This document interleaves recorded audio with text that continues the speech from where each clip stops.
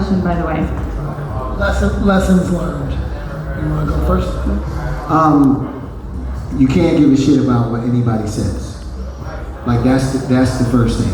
Well, it's a gatekeeping part, because they're like, in art, they're like, oh, well, you're not going to get access to these audiences if you aren't represented by a gallery that, for instance, has access to museums, right? So gatekeeping, like, how does an artist, like, because we're in a gatekeeping scenario, and you're asking us to think direct to consumer.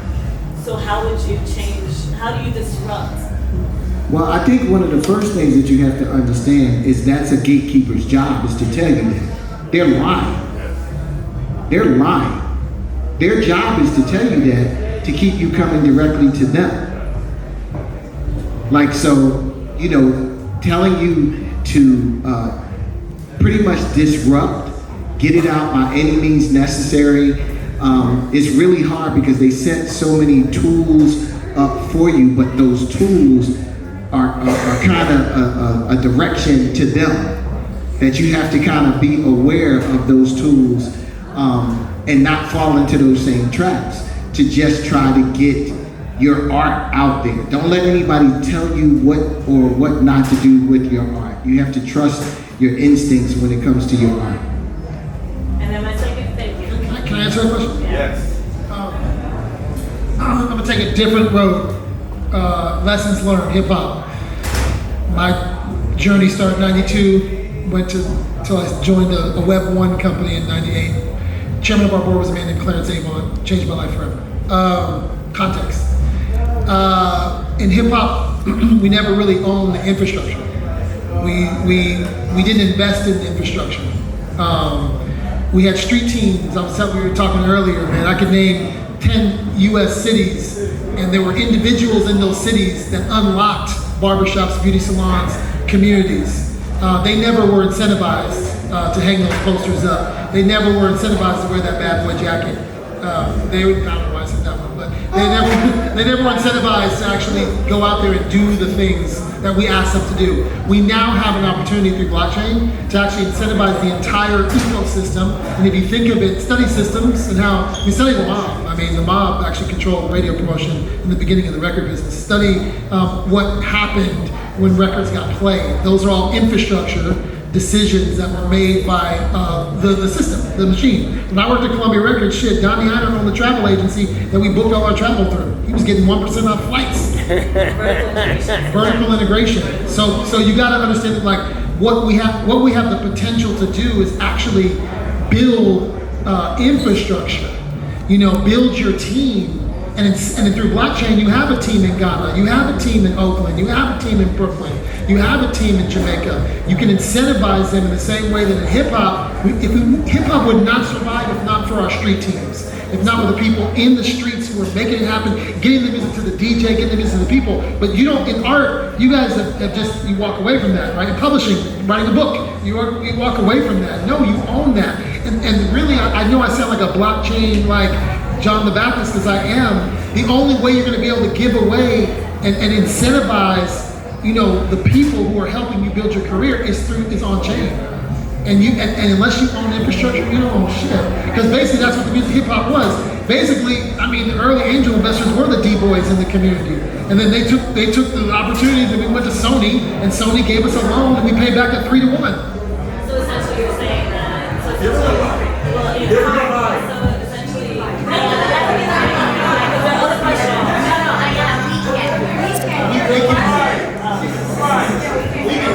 So essentially, vertical integration and also like the digital tag to all of your content is like part of all the what I heard, what I took away, and I have more questions for another time. With the AI, I've been speaking with people about library science, right? And so it is about, as I think, I don't know if it was your wife or the person that just spoke, like the more data you feed it, the more intelligent it becomes.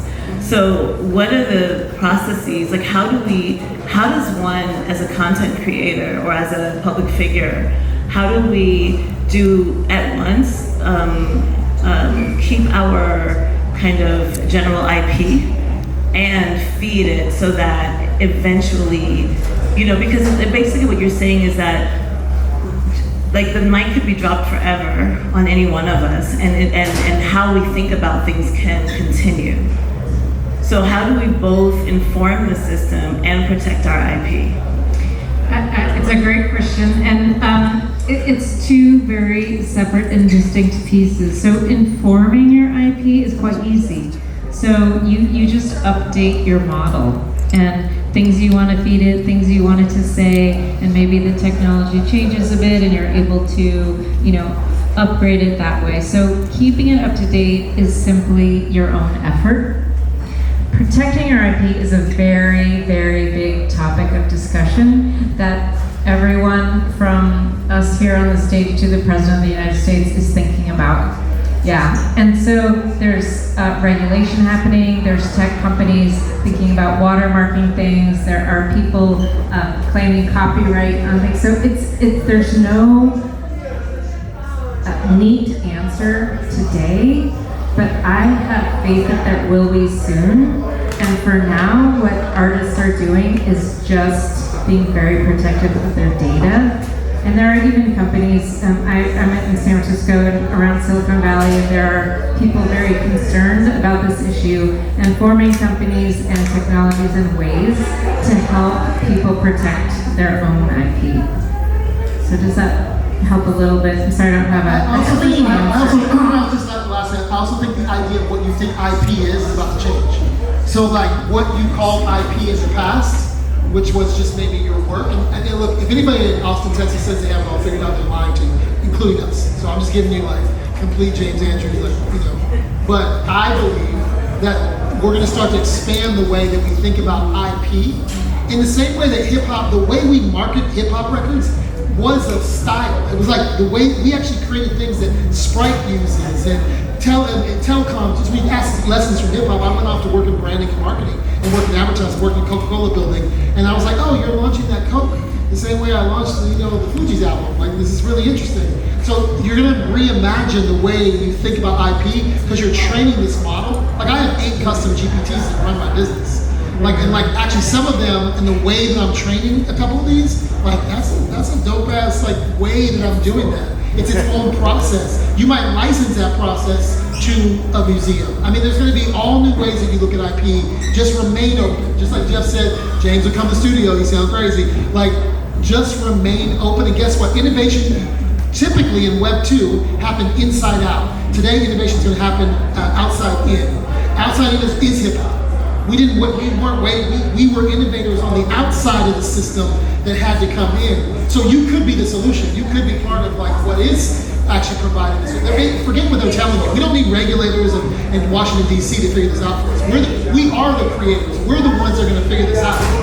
So you have the solution within you, and it's open season. Get some securities lawyers around you. Get some IP lawyers around you. That's keep that. I keep them on speed dial. I got them in speed. Thank you. They keep them on speed dial because they're in there trying to figure it out as well. Get you a lawyer. Get you someone who really understands IP law and securities law. Not just in America, by the way. And there's a lot of innovation happening outside of America. Don't stay stuck in America. There's other places. Yeah, go, yalla. If I can touch on that just for 1 second, the process you're really talking about is you really should, go through the legacy methods of protecting your IP, but then what you need to look into is tokenization of real-world assets. Art is being tokenized, financial data is being tokenized, bonds, anything that is real in this world is being put onto a blockchain and being monetized and put into different markets with liquidity pools and being able to exchange that asset for less than a penny as far as a fee. So tokenization of real world assets is how you would move your asset around and be able to monetize it. So follow my friend Angela Benton and watch what she's doing about tokenization of data.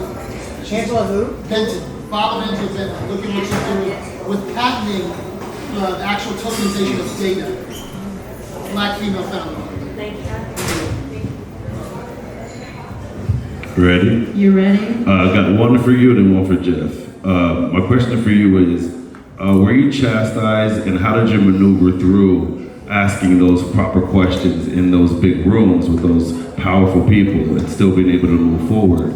And then my question for you is, how do you feel about Russ and La Russell and their platform moving forward?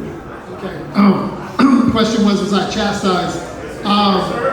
I went from a period of like people laughing at what I was doing to not, like Jeff said. But the biggest moment for me was when I met a guy named Travis who had an idea for a company called Uber. And I met him and he was like, I got this idea for this company. I was in this like 1% crowd, this thing called Summit Series. And I would go to these things, I would meet these founders, right? And I brought Uber to Atlanta and I helped them launch Uber Atlanta. And I took a bag from it. But my other friends put money on the cap table and they actually were investors on the cap table. So the biggest lessons I learned is like actually how our social capital actually has value. And actually like the investors that were on the cap table weren't necessarily billionaires or millionaires. They just knew how to exchange social capital for value and they became investors. That led me to work in venture capital. So I've been doing that for 7 years. And I think what I've learned is I'm not even tripping whether I'm being chastised or you're laughing at me anymore. Like I'm literally figuring out where can I add the most value? What is value? You know, how do you actually define value? And you don't have to have a Rockefeller Bank or a Chase Bank behind your name. You actually have the value now. And I didn't realize that. I doubted myself. I didn't play big in that room that you're talking about. And I doubted myself. And now I don't doubt myself. And so I'm ready to get it. Amen. And me, I love what those guys are doing. They are two examples of someone hitting the tennis ball back. That I am not accepting what you told me or the infrastructure that you put in front of me. I'm going to go directly to my fan base and I'm going to change that infrastructure. But I'm only changing it for my fan base. I think, especially in the music industry, we used to always look at our art as being global instead of paying attention to your fan base. You want to get everybody. I used to always say that a country and western artist like Garth Brooks is making country and western music for country and western fans. I've always had an issue that hip hop and R&B are always trying to make music for everyone instead of making it for their fans. Someone put that in your mind that it needs to be to everyone. And I don't know anybody who likes everything. Like if you just solely focus on who likes you, that's when I went back to, Steve McKeever saying someone can actually pass gas on a record, that there are people, I understood the meaning of that. There are people out there that like that. Find your tribe, find your people and interact with them. Stop being worried about trying to get everyone, because no one gets everyone. Okay, I almost don't want to talk because that was amazing. But we do need to wrap this up. And I told y'all in the very beginning that random question that was actually not that random that I asked both of these gentlemen beside me, that was relevant. And this is why it's relevant. The question I asked was, what's your favorite body or form of water? And 3 deep reasons why.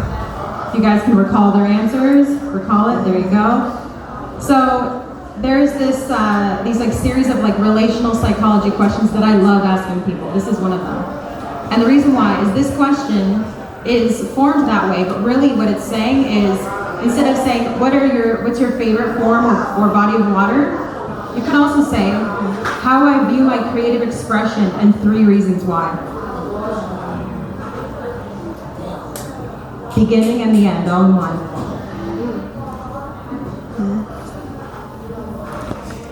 Say that one more time, I lost it. Wait, what were their answers? What were their answers? I missed it. Beach, can't swim. I love that is the answer, yes. Great, but I love it. Right. Jeff, if you could give I know, you're feeling it because this one's good. I told you the round 1. Our first chat was lukewarm. This one's deeper. There you go. Third one's even deeper. Next time. There is a third. Oh yes. If you could share your 3 reasons for those that did not hear. Just the infinite possibilities, the beauty of it, even though you're afraid of it, just understanding the power of what's in front of you, no matter how terrifying it is, you just understand that the possibilities are endless.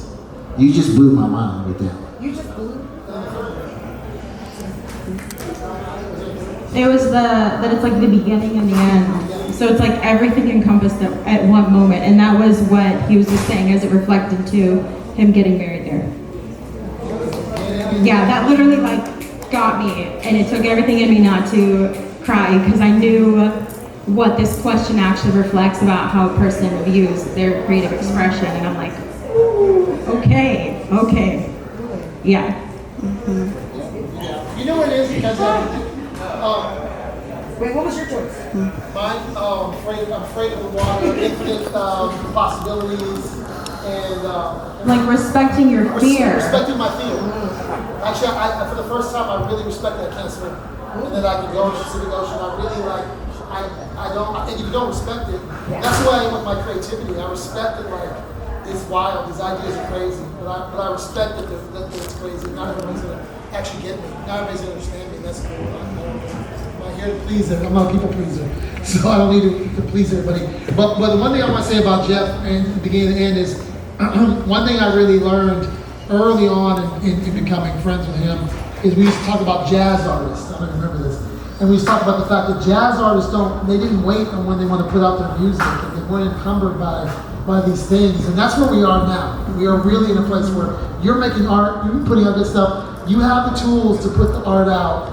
And we've lost so many amazing friends of ours. I don't want to make this a sad scenario, but their art lives on. The Dilla tribute that this man did 2 weeks ago was so special, so amazing. It was just his soul, Dilla's soul, continues to move in this room. You know what I mean? So you never know when your art's going to go. It's going to continue. You never know where it's going to land. And Dilla was that, and just man, it was so beautiful the way you paid tribute to Jay Dilla and just how everybody was affected by it.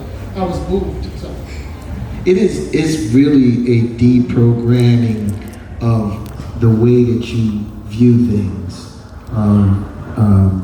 especially as a creative. And it's even harder for creatives who were in the system at some point in time. So trying to break that cycle. I can preach this all day. I've been preaching independence all day. And I went through a period recently that I'm like, I got some music that I want to get out. I need to figure out the best way to get it out.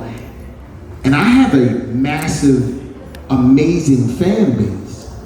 And I'm asking myself, how am I going to get this music out? And it's sitting right in front of you.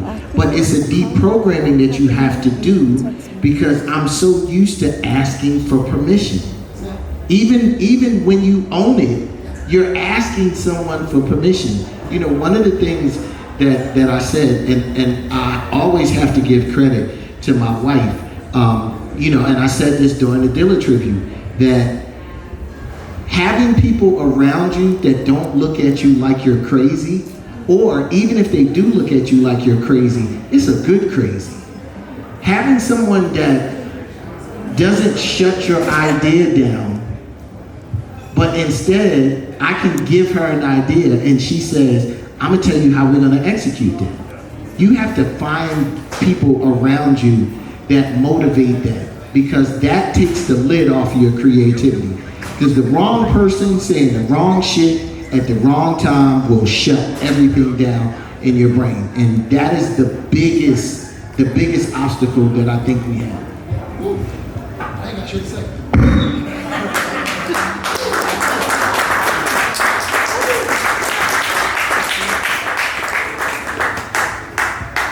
And with that being said, if you want more information and want to be alerted to when this is dropping, open up your AirDrop. This is a real-time stream team. I'm sitting here right now, and I'm going to AirDrop you the link, literally. Open up your AirDrop. Anyone that's open, you're going to get it in your phone. This is the new street team from a Virgo. I'm all about efficiency. Let's go. Yes.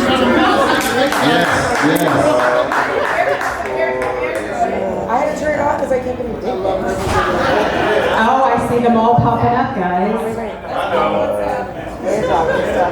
I'm getting you all, just a sec, just a sec. Hold on, give us a second. The new street team right here. This is the new street team. That's right. Oh, it's like popcorn. Yeah. Everyone for 10 minutes. Oh, Oh, you want a second? no dick pics. That's why I turned it on. I got my Yeah, Are y'all gonna bring this to the university? I mean, I see. absolutely. We love it. You got an idea of what university you're at? American University, DC. American University, DC? Yeah. Let's talk about